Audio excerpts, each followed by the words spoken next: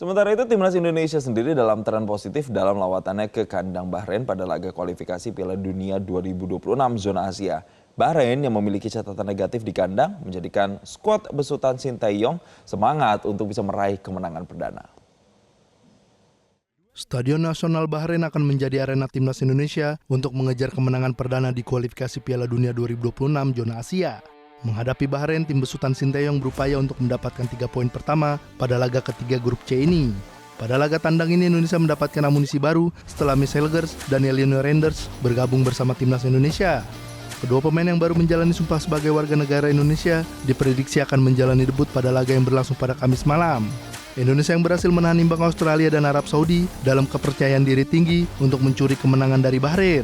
Pada kualifikasi Piala Dunia, Rizky Ridho dan kolega bisa tampil produktif di kandang lawan, di mana dari 5 laga yang dilewati, mereka bisa meraih 2 kali menang, 2 kali imbang, dan sekali kalah. Dari 5 laga tersebut, Indonesia juga bisa mencatatkan 12 gol ke gawang lawan dan kemasukan 7 gol. Meski begitu, ada catatan negatif pada 12 tahun lalu, di mana tim Garuda harus kalah telak 10-0 di kandang Bahrain. Namun bagi pelatih timnas Indonesia Sinteyong, masa lalu hanyalah cerita. Kini timnas Indonesia hanya fokus pada laga yang akan dihadapi dan poin penuh jadi target utama tim asuhan Sinteyong.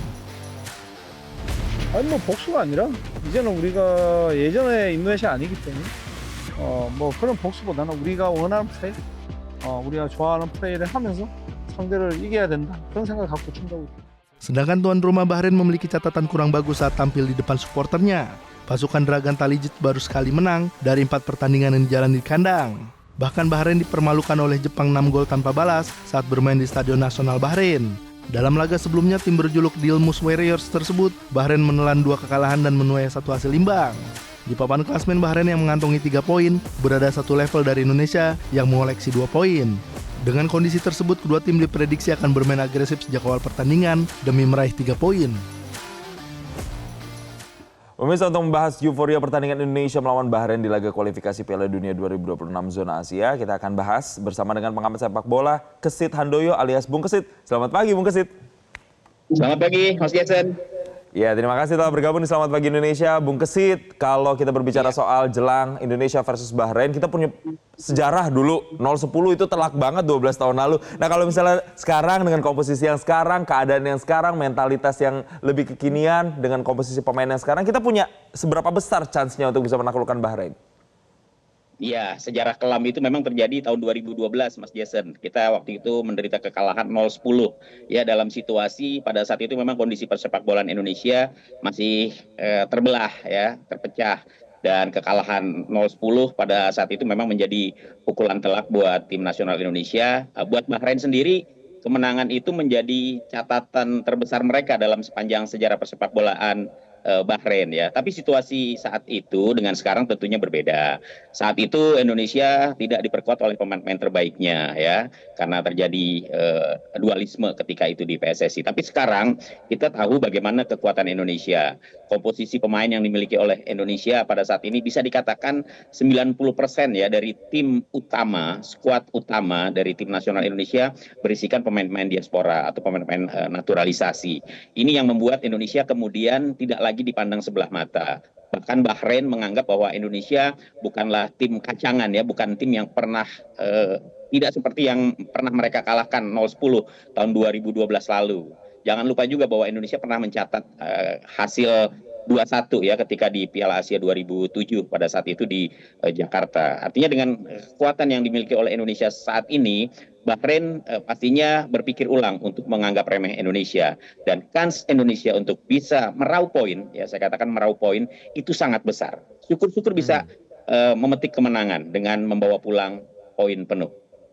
Ya, ada potensi Indonesia bisa membuat Bahrain kerepotan begitu ya nanti ya di laga nanti yang akan dijelang gitu. Iya. Tapi Bung Kesit, berbicara soal pemain-pemainnya, siapa yang menjadi pemain kunci untuk laga nanti melawan Bahrain? Kalau media luar itu menyoroti nama Rizky Ridho yang harus diantisipasi oleh Bahrain. Iya, Rizky Ridho memang menjadi salah satu pemain yang sangat diandalkan oleh Sinteyong ya di lini pertahanan. Dan saat ini ketidakhadiran Justin Hapner boleh dibilang bisa ditutup dengan adanya Miles Hilgers, pemain baru yang sudah mendapatkan kewarganegaraan Indonesia dan diharapkan akan bisa langsung tampil pada pertandingan perdana dia ya pemain asal Belanda ini untuk mengawali untuk melakukan debutnya bersama tim nasional melawan Bahrain. Kemudian pemain-pemain lainnya saya pikir Jeitzes di belakang masih tetap akan menjadi andalan, Rafael Struijk di depan, kemudian juga Ragnar Oratmangun, Ivar Jenner, Sandy Walsh, Tom Hay ya. Ini juga tetap akan menjadi bagian dari skuad utama Sinteyong. Kemudian juga ada kabar gembira bahwa Jordi Amat sudah bisa tampil lagi membela tim nasional Indonesia setelah absen karena cedera yang dialami. Saya kira apa yang saat ini dirasakan oleh tim nasional Indonesia, atmosfernya sangat baik ya, sangat positif, apalagi kita berbekal 2 hasil imbang dari Australia dan juga Saudi Arabia dalam pertandingan pertama. Artinya bahwa Indonesia mampu memberikan perlawanan, mampu menahan 2 tim raksasa Asia yang selama ini memang selalu menjadi langganan di Piala Dunia. Kalau bicara prediksi formasi, kira-kira nanti Coach Sinteyong akan pakai formasi apa nih, Bung Kesit? Kalau formasinya saya pikir dengan skema yang selalu menjadi andalan dari Sinteyong adalah 3-4-3 ya. Tapi bisa saja kemudian berubah pada saat situasi di lapangan sebenarnya yang lebih bisa dilihat bagaimana kemudian komposisi skema 3-4-3 ini bisa berubah misalnya menjadi 3-5-2 atau misalnya 5-3-2 misalnya seperti itu. Itu tergantung situasi. Tapi patron yang dimiliki oleh Sinteyong adalah 3-4-3. Kemungkinan 3-4-3 gitu ya. Kalau melihat harapan kita sih Indonesia bisa mengungguli begitu dari Bahrain. Tapi kalau misalnya nanti hasilnya imbang misalnya melawan Bahrain. Lalu apa skenarionya yang akan terjadi ke depan kalau misalnya hasilnya imbang dan kemudian kita harus berhadapan dengan Tiongkok? Iya, yang paling penting sebenarnya adalah bagaimana bisa memanfaatkan pertandingan away ini tanpa kekalahan. Artinya Indonesia bisa memetik poin ya. Kalau Indonesia bisa memetik poin, syukur-syukur poinnya penuh gitu. Tentunya buat Bahrain ini kan merupakan sebuah kerugian ya. Bagi Indonesia tentu saja 1 nilai pun itu merupakan sebuah keuntungan. Karena Indonesia kembali mencatatkan dirinya sebagai tim yang belum terkalahkan dari 3 pertandingan. Tapi kalau kita kemudian kalah, saya pikir memang nanti situasinya akan menjadi sedikit sulit ya, karena setelah itu kita akan menghadapi China di kandang China, dan ini juga bukan pekerjaan yang mudah ya, apalagi China sudah menderita 2 kekalahan. Tapi kans untuk bisa meraup poin dari Bahrain, bahkan meraup poin dari China itu juga sangat terbuka. Kalau 2 pertandingan ini mampu dilalui Indonesia dengan raihan poin, ini tentu akan semakin membuka peluang Indonesia untuk terus bersaing di persaingan grup ini.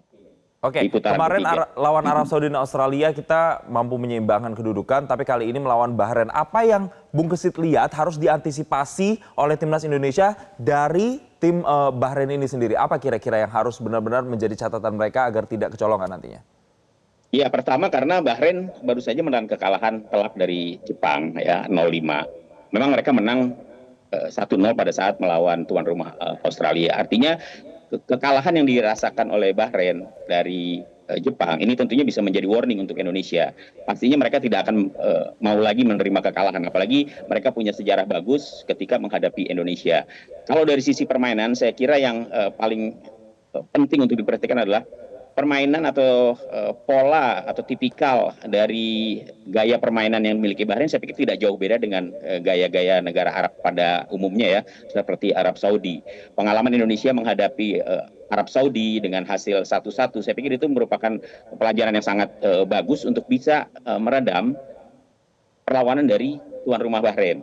Ya, ini yang menurut saya menjadi kelebihan Indonesia, dan itu yang menurut saya juga menjadi warning bagi Bahrain dengan keberhasilan Indonesia menahan imbang Saudi Arabia. Baik.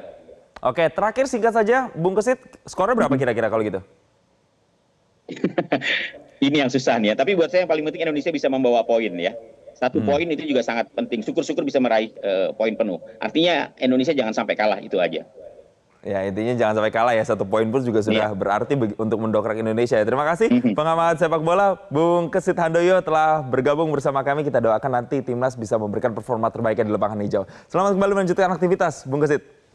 Jelajahi cara baru mendapatkan informasi. Download Metro TV Extend sekarang.